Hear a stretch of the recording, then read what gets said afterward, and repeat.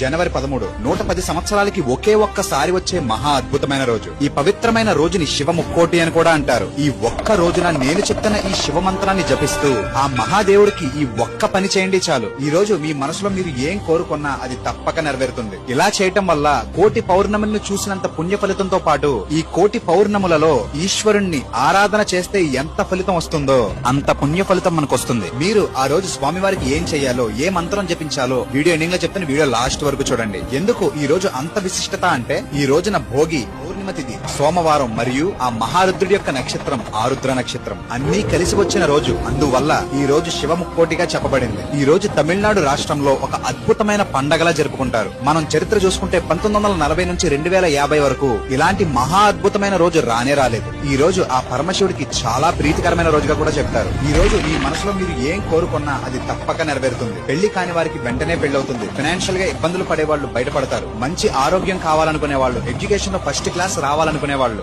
Business లో good profits చూడాలనుకునే వాళ్ళు ఈ ఒక్క రోజు ఈ మంత్రం జపిస్తూ ఆ శివుడికి ఈ ఒక్క పని చేయండి చాలు. ఆ బోళా శంకరుడు తప్పకుండా మీ కోరిక